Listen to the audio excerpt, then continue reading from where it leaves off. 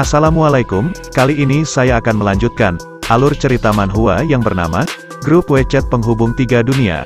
Bagi yang mau nonton, saya sarankan untuk menonton part sebelumnya, biar tahu alur ceritanya, dan biar tidak bingung dengan alur ceritanya, karena nonton dari pertengahan cerita.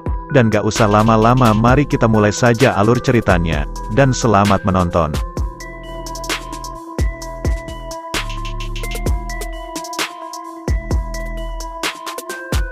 Silin dengan wajah memelasnya ia memohon kepada guru-guru langit untuk mengurangi harganya, namun guru langit berkata tidak bisa, tidak ada nego.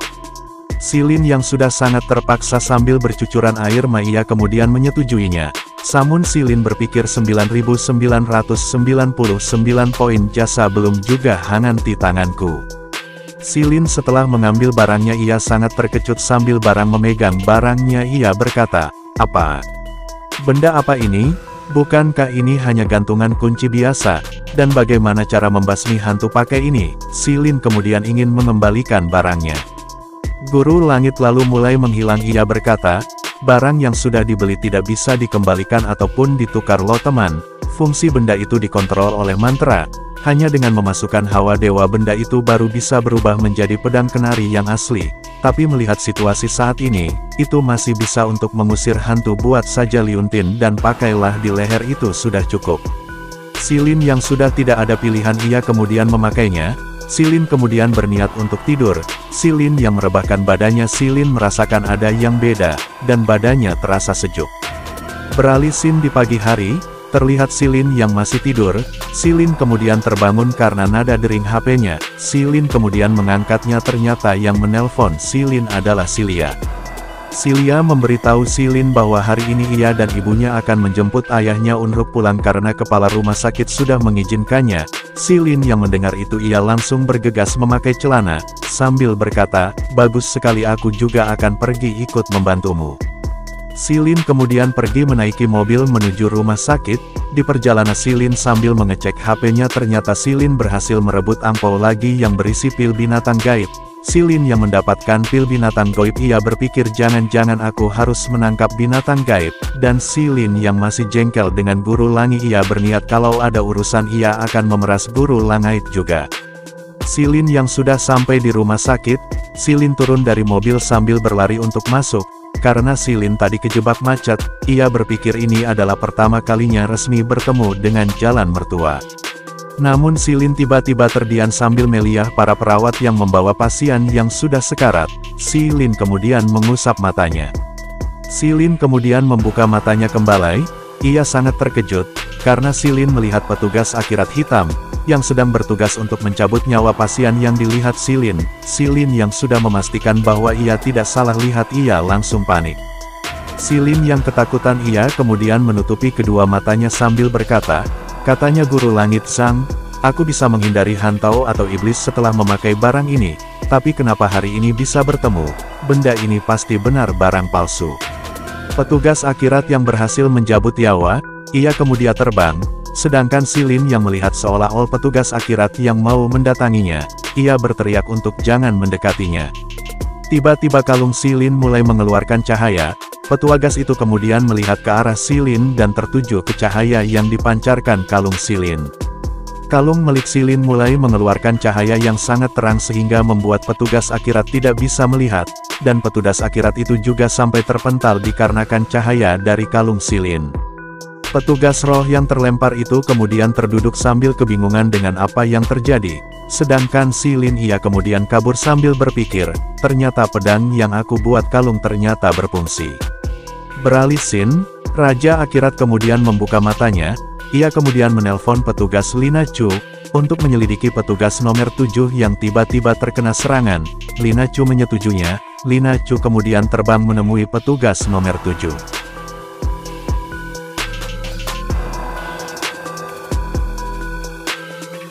Sesampainya di tempat nomor 7, dia kemudian menanyakan apa yang terjadi. Petugas nomor 7 itu kemudian menjelaskan bahwa ia tadi sudah berhasil mengambil satu roh, namun tiba-tiba ada seberkas cahaya yang melemparkan saya, dan cahaya itu langsung hilang entah kemana. Lia yang mendengar itu ia kemudian menyuruh petugas nomor 7 untuk pergi.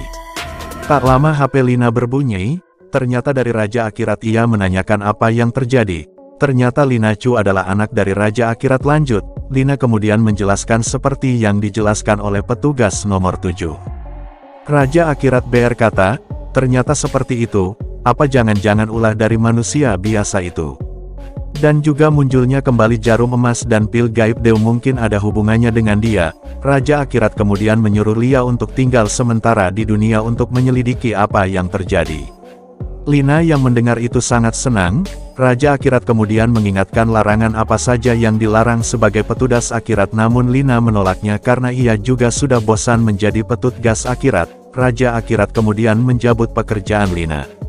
Lina kemudian dicabut dari pekerjaan petugas akhirat, dan terlihat Lia yang sudah menjadi bukan petugas akhirat lagi. Sekarang ia tidak diselimuti aura merah lagi. Lina sangat senang karena bisa melihat dunia manusia yang sangat indah.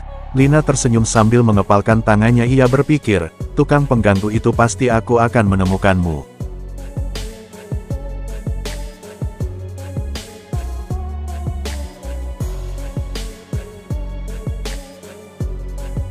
Beralih scene, terlihat mobil Silin yang sedang terparkir di depan rumah, sedangkan Silin yang memegang kalung pedangnya. Ia berpikir, semenjak mata saktinya naik level, setiap kali di dekatku ada hantu otomatis mata sakti akan aktif. Waktu di rumah keluarga Pehang, dan kali ini di rumah sakit, ternyata ada fungsi seperti ini, tetapi karena benda ini, mereka tidak bisa mendekatiku. Silin kemudian melihat ke arah ayahnya Silia, sambil berpikir, mata sakti ini mungkin bisa melihat roh ayah mertua, sehingga aku bisa memeriksa kondisinya. Silin kemudian menutup matanya, sambil berkonsentrasi untuk mengaktifkan mata saktinya. Silin kemudian membuka matanya yang sudah mengaktifkan mata sakti. Silin sedikit keheranan, sambil melihat ke arah ayahnya Silia, ia berpikir ada sedikit bayangan, apa ini artinya belum sembuh total? Tapi sudah bisa sadar, mungkin membutuhkan waktu yang lama. Namun ada yang berkata dari belakang Silin, "Hai, ngapain kamu menatap ayahku?" Silin yang mendengar itu ia kemudian melihat ke belakang. Mata Silin yang masih mengaktifkan mata saktinya, ia melihat sesuatu yang lumayan, sampai membuat Silin mengeluarkan saus dari hidungnya. Dia adalah adik dari Silia, yang bernama Cinta. Cinta sambil sedikit emosi berkata, "Sekarang ngapain kamu menatapku juga? Apakah di mukaku ada bunga?" Sedangkan Silin lalu berbalik sambil menutupi hidungnya. Ibu Silia keluar dari dapur membawa makanan. Dia berkata, "Cinta, dia adalah teman kakakmu, aku yang mengundang kemari untuk makan." Sangat tidak sopan, Cinta menjawab, "Bukan aku yang tidak sopan kok, dia sendiri yang menatapku dengan tatapan mesum, bahkan sampai mimisan." Silin sambil menutup mukanya berkata, Maaf, akhir-akhir ini aku panas dalam, karena kebanyakan makan seafood." Sedangkan Cinta ia lalu mengejek Silin. Silin yang menginip dari sela jarinya ia berpikir, tidak tahu dengan cewek ini, dari pagi baru bertemu sudah kayak musuh saja, sikapnya sama sekali berbeda dengan kakaknya.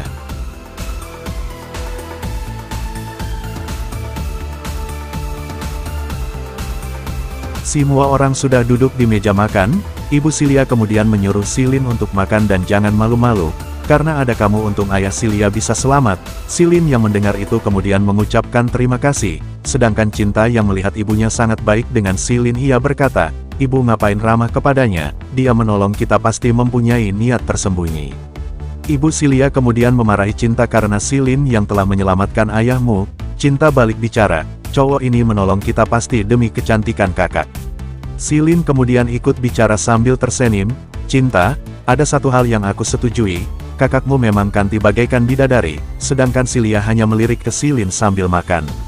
Ibu Silia yang merasa tidak enak ia berkata, "Silin, Cinta masih kecil tidak tadak pandai berbicara, jangan dimasukkan ke dalam hati ya." Silin sambil memasak wajah anehnya ia berkata, "Tidak apa-apa kok tante, Cinta memang masih kecil kok tante." Silin sambil mengecilkan dua jarinya. Cinta yang sangat jengkel ia berpikir, ditatap oleh cowok ini terasa dia bisa melihat semuanya. Silin kemudian berkata dengan Silia, "Hari ini aku mau undang teman-teman makan di restoran cemerlang. Mereka semua membawa pacarnya, nanti kamu ikut aku ya." Silia yang ada di samping mengiyakannya, sedangkan Cinta yang melihat mereka berdua ia berpikir, tujuan cowok ini pasti tidak baik. Beralih scene, Di sebuah tempat yang sangat mewah, dan terlihat mobil yang sedang terparkir rapi. Di salah satu mobil itu terlihat Silin yang sedang membukakan pintu untuk Silia. Silia yang baru urun dari mobil, ia sangat terpukau dengan tempat yang sangat elit. Silin dan Silia berjalan menuju ke restoran. Di sepanjang jalan banyak orang yang membicarakan mereka, karena mereka membawa mobil yang mahal dan Silia terlihat sangat cantik, sedangkan Cinta yang berjalan di belakang mereka, seperti nyamuk. Silin kemudian dihampiri oleh temannya, ia berkata, "Silin, akhirnya kamu datang. Yang di belakang Silia itu siapa?" Silin sambil tersenyum menjawab, "Dia adiknya Silia, namanya Cina Liu, dia memaksa mau ikut." Cinta yang dibilang memaksa ia tidak terima lalu berkata, "Aku bukannya memaksa ikut, tapi aku ikut demi menjaga kakakku. Supaya dia tidak disakiti orang yang tidak baik sepertimu." Cinta kemudian berkata ke teman Silin, "Ngapain lihat gendut?" Dia kemudian berbalik pergi, sedangkan kedua teman Silin yang melihat itu mereka berpikir, "OMG, adik ipar ini galak banget." Silin kemudian berkata dengan temannya, "Biarkan saja dia, semuanya sudah sampaikan, ayo kita masuk." Temannya menjawab, "Sudah sampai semua, total 12 orang, tinggal nunggu kalian saja."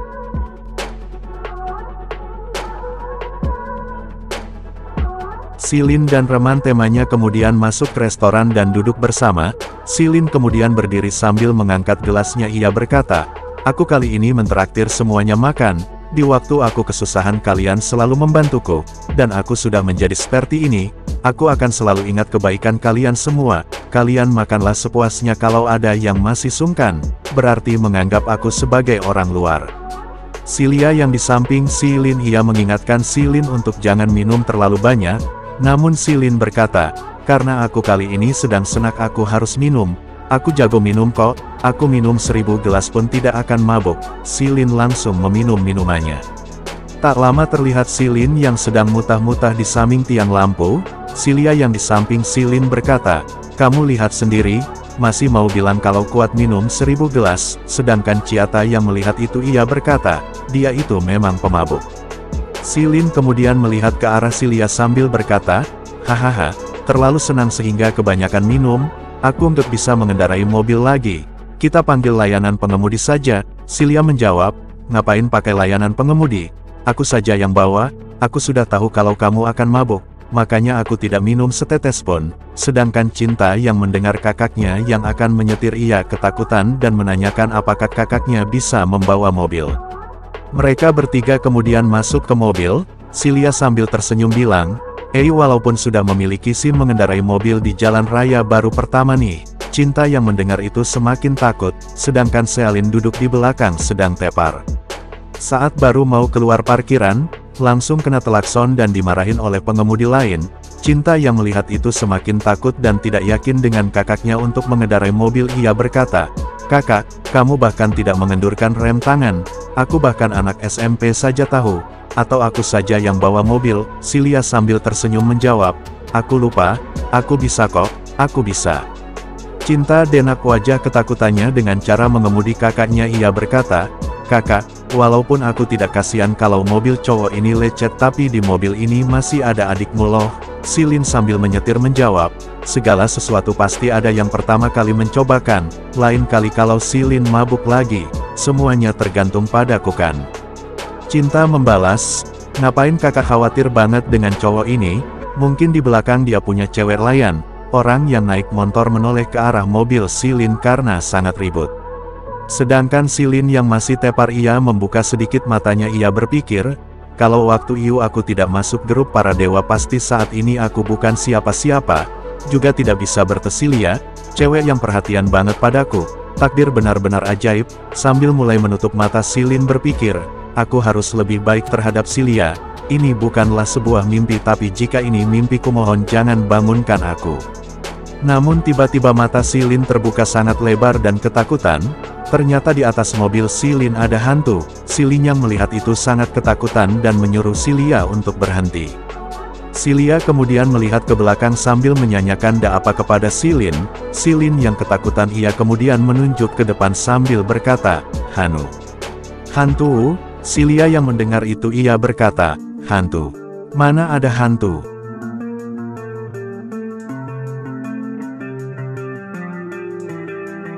Cinta yang memang tidak suka terhadap Silin ia berkata, "Kakak, jangan dengarkan dia terlalu mabuk makanya sampai mengigau." Sedangkan hantu itu mulai masuk ke dalam mobil Silin. Silin kemudian langsung turun dan berlari, namun Silin menghentikan larinya, ia berbalik sambil berkata, "Tidak, sebaiknya cari aku saja jangan sakiti pacarku." Sedangkan cinta dari mobil berteriak, "Dasar orang gila." Hantu itu kemudian mendekati Silin yang takut ia kemudian mengeluarkan kalungnya, namun kalung yang dikeluarkan Silin tidak berfungsi. Silin langsung berlari sambil berteriak, "Silia, aku ingat masih ada urusan lain kalian pulang saja dulu." Ya, Silia kemudian menanyakan Silin mau pergi kemana. Sedangkan cinta menyuruh kakaknya untuk membiarkannya saja karena dia sudah gila. Silin berlari sambil memegang kalungnya ia berpikir, pasti aku telah dibohongi oleh guru langit Zhang, nanti aku pasti bikin perhitungan dengannya. Silin yang terus berlari ia sampai di jalan buntu, Silin kemudian berbalik, dan ternyata hantu itu sudah berada di belakangnya. Silin sambil berjalan mundur ia berkata, jangan kesini, ada masalah apa tinggal bilang, walaupun aku tampan tapi bukan alasan kamu untuk mengikutiku. Hantu itu lalu tersenyum ia kemudian berkata, anak muda, bertanggung jawab juga ya kamu. Silin Ing mendengar itu ia sangat shock lalu berkata, kenapa aku bisa mendengar suaramu? Hantu itu kemudian menunjuk ke benda yang dipegang Silin Mungki karena itu, Silin kemudian melihat yang dipegangnya adalah pedang kenari. Lalu Silin sambil gugup berkata, kalau begitu siapa kamu? Kenapa mengikutiku? Aku tidak melakukan kejahatan, kan? Hantu itu tiba-tiba pindah di belakang Silin sambil berkata, soal ini ya. Hantu itu kemudian mendekat ke Silin sambil berkata, siapa suruh hanya kamu saja yang bisa melihatku, sambil mengeluarkan lidah panjangnya, sedangkan Silin hanya melirik sambil berkeringat dingin.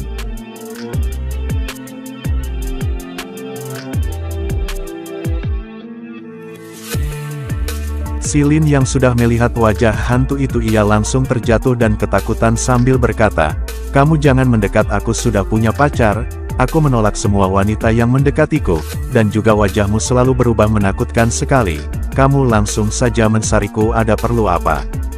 Hantu itu kemudian memperkenalkan dirinya yang bernama Siska Han, orang akhir tahun dinasti Ming, sudah kesepian melayang di dunia ini selama 399 tahun, dikarenakan tidak bisa memenuhi syarat rohku, dan setahun lagi pas 400 tahun aku akan hilang ingatan dan menjadi iblis. Silin kemudian menanyakan syaratnya ke Siska, di sini hantunya kita panggil Siska ya bos, lanjut. Siska berkata lagi, aku cari kamu karena cuma kamu yang bisa melihatku, dan bisa mendengar suaraku, hanya kamu yang bisa mengabulkan syarat ini, tapi tergantung kamu bersedia tidak untuk membantuku. Silin tidak butuh waktu lama untuk berpikir ia langsung berkata, bersedia asalkan kamu tidak mengikutiku lagi, aku pasti akan membantumu, asalkan kamu tidak menyuruh untuk menjual badanku aku pasti setuju. Siska kemudian menjauh sambil berkata, besok kamu datang ke kediaman Peng. Silin yang sudah melihat Siska sudah tidak ada ia sudah bisa tenang dan bernafas lega. Beralih scene, di keesokan harinya terlihat Silin yang sedang di rumah Silia sambil berteriak, Silia, aku datang untuk mengambil kunci mobil. Silin yang tidak mendengar balasan dari Silia, ia menggali emas dan kantong matanya yang terlihat hitam karena tidak bisa tidur. Ia berpikir, aku sudah berteriak lama tapi tidak ada yang menyaut, apa jangan-jangan sudah pada pergi. Namun tiba-tiba ada yang melempar kunci mobil yang mengenai kepala Silin sambil berteriak, berisik sekali, kakakku pergi ke rumah sakit untuk mengambil obat untuk ayah. Ternyata yang melempar kunci adalah cinta ia masih marah-marah, karena pagi-pagi Silin sudah bikin ribut di rumahnya, dan menyuruh Silin cepat pergi. Silin sambil memegangi kepalanya yang pusing terkena lemparan kunci mobil, ia lalu berjalan masuk ke mobil sambil berpikir, cewek ini pagi-pagi apa habis makan bubuk mesiu ya, langsung meledak saja ketemu aku.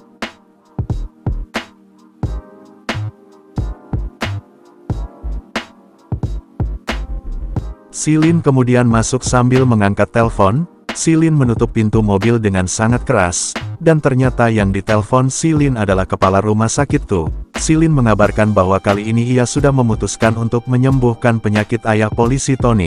Silin juga akan menjemput dokter tuh sekalian.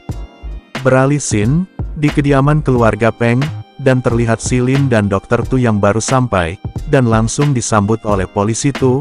Polisi Tu berkata, Silin kepala rumah sakit Tu, kalian sudah datang pagi-pagi tadi, penyakit ayahku kambuh lagi. Silin yang mendengar itu ia berpikir, si Siska itu datangnya pagi juga ya. Polisi Tony kemudian membawa mereka masuk untuk melihat kondisi ayah polisi Tony. Terlihat ayah polisi Tony yang diikat dan masih terus meronta-ronta. Dokter Tu yang melihat itu berkata, kelihatannya ayahmu sangat parah hari ini. Polisi Tu menjawab, iya, penyakit ayah hari ini sangat parah. Sampai aku saja tidak kuat menahannya, makanya aku ikat karena tidak punya pilihan lain. Tiba-tiba Siska muncul dari badan ayahnya polisi Tony. Ia berkata jangan kasihan kepadanya. Sedangkan Silin yang melihat Siska yang tiba-tiba muncul, ia sedikit kaget. Siska mulai perlahan keluar dari tubuh ayahnya polisi Tony sambil berkata, ini semua adalah ulahnya sendiri. Silin kemudian bertanya kepada Siska, apa yang harus aku lakukan? Sedangkan Dokter Tu yang di samping Silin kemudian menanyakan Silin berbicara dengan siapa. Tak lama Santi datang sambil berkata, abang kenapa bocah kampungan datang ke rumah kita lagi? Abang cepat usir dia hanya mengotori lantai rumah kita saja. Polisi Tony yang mendengar itu ia sedikit kesal dan menyuruh Santi jangan banyak bicara, sedangkan Silin memegang kepalanya, sambil terdiam. Silin kemudian melirik ke arah Santi sambil berkata, aku bahkan tidak tahu pernah menyinggungmu di mana. Awalnya aku tidak mau meminta bayaran atas pengobatan ini. Berkat kamu aku memutuskan meminta 5 juta, dan jika kamu masih terus mengoceh aku tidak keberatan untuk menaikkan harganya. Santi yang mendengar itu ia sangat marah sambil menunjuk Silin, ia berkata, abang, kamu dengar orang ini adalah pembohong. Kemarin dia bilang di rumah kita ada hantu dan sekarang dia mau memeras kita. Cepat tangkap dia. Polisi Tony yang mendengar itu menyuruh Santi untuk diam. Silin kemudian melihat ke arah Siska sambil berkata, kalau kamu mau aku membantumu, kamu juga harus membantuku. Siska yang mendengar itu ia tersenyum dan berkata oleh saja. Silin kemudian menutup telinganya, sambil dahinya sedikit berurat. Silin kemudian menyuruh Siska untuk mengurus Santi, karena dia membuatku pusing. Siska menyetujunya, ia langsung pergi menghampiri Santi yang sedang marah-marah. Siska langsung masuk ke tubuh Santi. Setelah Siska masuk ke tubuh Santi, Santi lang merasakan ada yang aneh. Santi langsung memegang roknya sambil bergemetar, karena Santi telah kencing di tempat itu, sedangkan orang-orang yang melihat itu semuanya terkejut. Santi kemudian berjalan keluar sambil sempoyongan. Sedangkan ibu polisi Tony yang melihat Santi seperti itu kemudian menanyakan keadaan Santi, namun Santi tidak menjawabnya. Ibu polisi Tony lalu melihat ke arah mereka bertiga sambil muka kesalnya mengatakan apa yang mereka lakukan terhadap Santi. Silin kemudian melirik ke arah ibu polisi Tony sambil berkata, hehe, pelajar top dari luar negeri apaan, buang air kecil saja tidak bisa mengontrolnya. Nanti aku buatkan obat untuknya juga. Sudah ku bilang di rumah ini ada hantu, masih tidak percaya. Kalau kamu tidak mau sepertinya sebaiknya tutup mulutmu. Ibu polisi Tony yang mendengar itu ia langsung terdiam. Silin kemudian melihat ke atas sambil berkata akhirnya tenang juga. Terus bagaimana lagi? Siska muncul dari dinding dan menyuruh Silin ke taman. Sedangkan Dokter Tu hanya kebingungan dengan tingkah Silin. Mereka bertiga sudah sampai di depan taman. Silin kemudian menanyakan pada Siska apakah di sini. Siska menjawab ada di bawah situ, sedangkan Dokter Tu masih kebingungan dengan yang dilakukan Silin. Dokter Tu kemudian bertanya kepada Silin, Silin dari adik kamu ngomong sendiri ya, dan sekarang kamu membawa ke sini untuk apa? Sedangkan polisi Tony membenarkan perkataan Dokter Tu. Silin kemudian menjawab, penyebab penyakitnya ada di bawah sini, cari beberapa sekop kita gali di taman ini.